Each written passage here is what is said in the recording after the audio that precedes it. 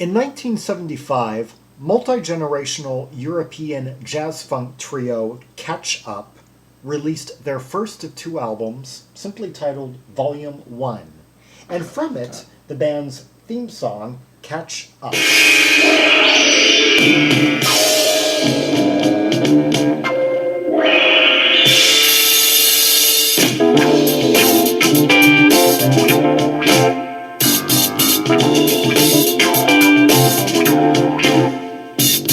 Okay, now that was quite a bait and switch. It began like no other track I could really think of off the top of my head, just like going everywhere, spastic, and now we're kind of heading more into this like familiar kind of Fender groove.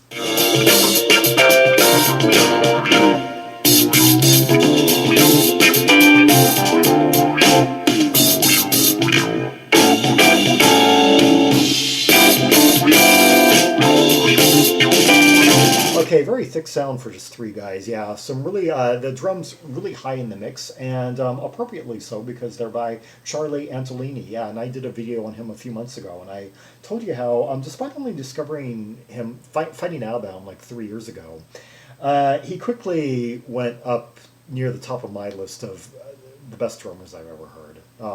Although he kind of reins it in on a lot of these tracks, but some of his solo albums from the time just leave no doubt. Look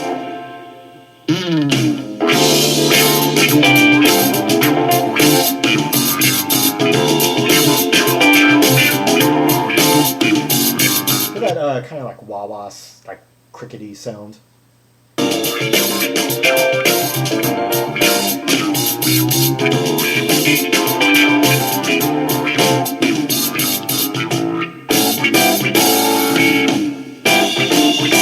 Okay, and I said multi-generational because, let's see, we got Charly Antolini, who was born in 1937, making him 38 at the time of this album's release. We got bassist, arranger Milan Pilar, born in 1934, so 41 at the time of this, and he was from Czechoslovakia. So we got a Czech, we got a guy from Switzerland, Charly Antolini, and we got a German guy here, Max Grieger on piano, on an assortment of keyboards, born in 1951. Yeah.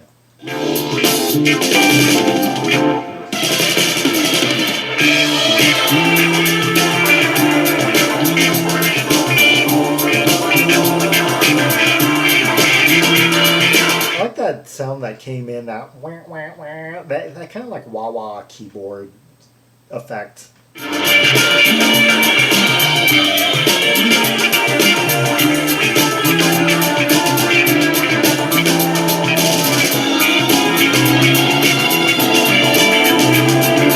Almost sounds like the drumming is double tracked here, and I also love the bass line. Yeah,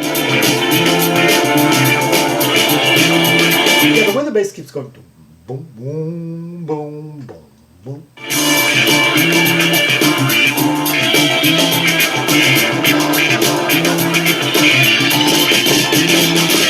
I guess that's a Moog that's like going around doing all those high notes. It's like Max Grieger Jr. He plays piano, electric piano, both a Fender and an E piano, organ, Mellotron, and Moog synthesizer.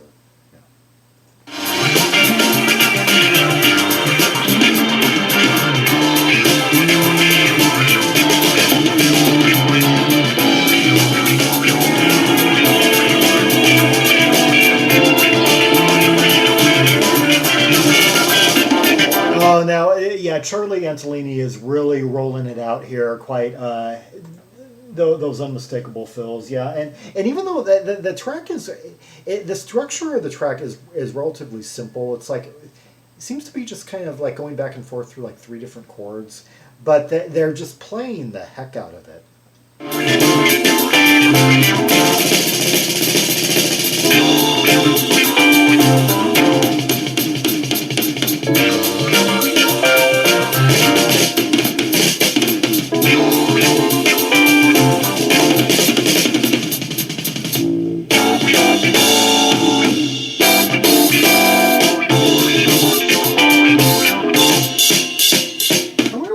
Us that kind of crickety sound because there's apparently no good guitar on this. Yeah, and I guess it's just some kind of effect on that Max Grieger is using.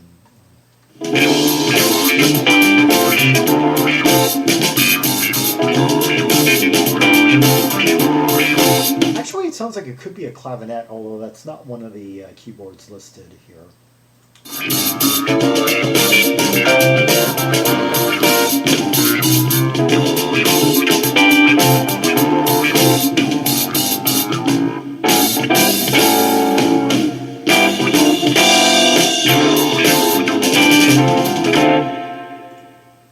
And that was Catch Up, yeah, the theme song by the band of the same name, although not a treble because they didn't self-title their album. Yeah, they self-titled a song, but not an album. That's rare. Yeah, like a lot of bands will self-title an album, usually like the debut album. Not many bands come up with self-titled like theme songs, like and if they had done the three, if they had done the Triple Crown, you know, it would have been a treble. Yeah. A song from the album of the same name, from the band of the same name. Yeah.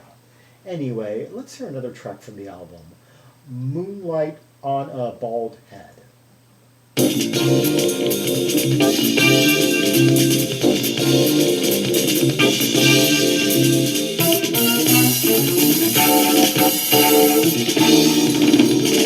Okay, this one wastes no time just getting right into it, spinning, you know, rapid bass notes and everything. You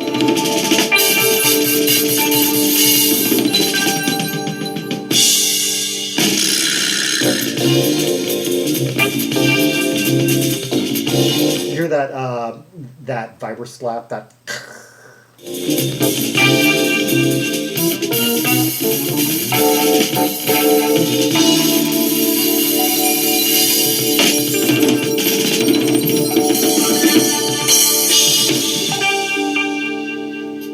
Yeah, going around in those fast spins and then just kind of discombobulating amid that like kind of oily Fender.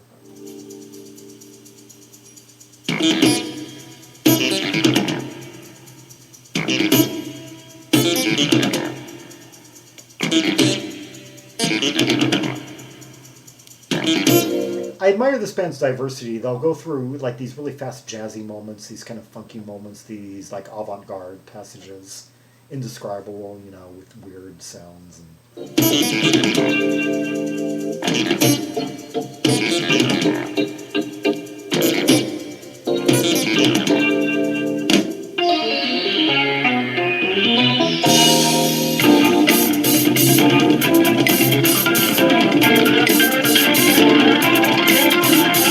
Okay, ostensibly this is serving as a showcase for Max Greger and his arsenal of keyboards, but it wouldn't be nothing without the rhythmic bombardment that we're getting by the two elders in the band, Charly Antolini and Milan Pilar.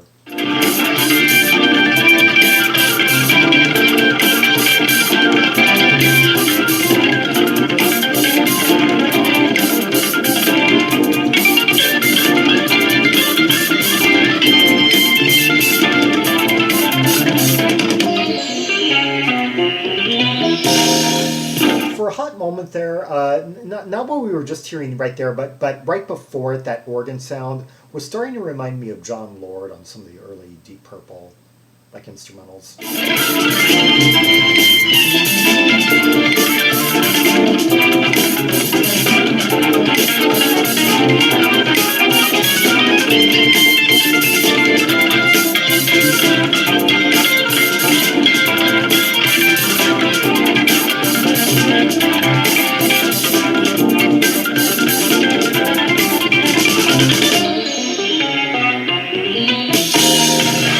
One sound that really tweaked sound, that it's coming out of like this speaker in particular. I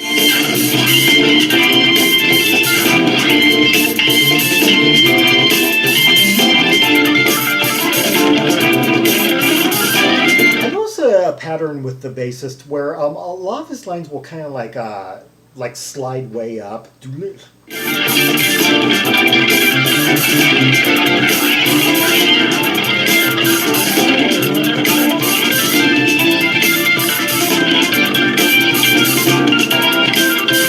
Some really great organ confetti right there.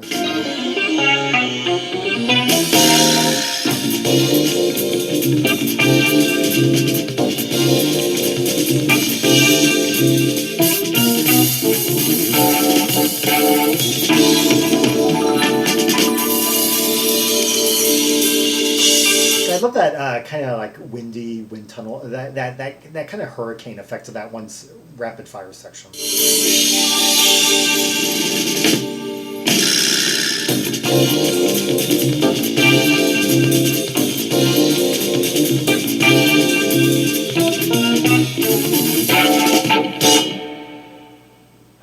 Yeah.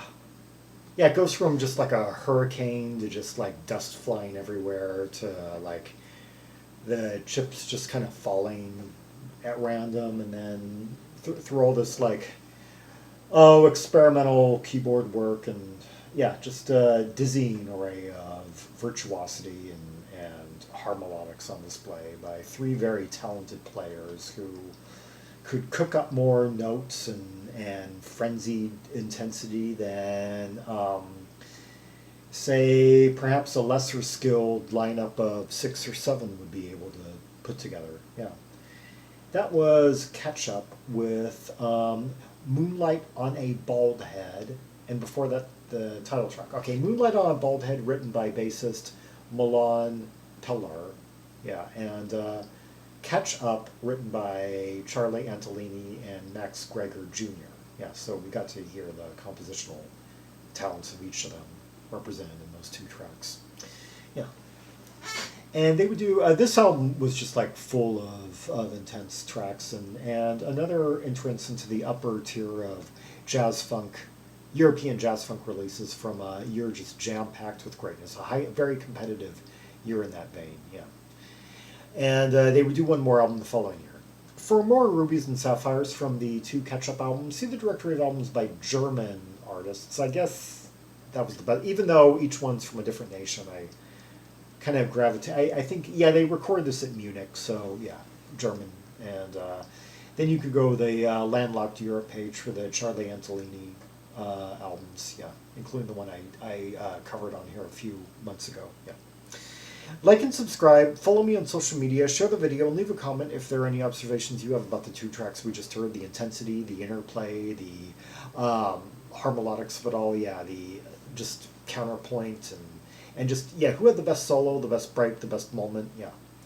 And until next time, this is Zaragon, the world's most air-traveled Trimaximalist, signing off.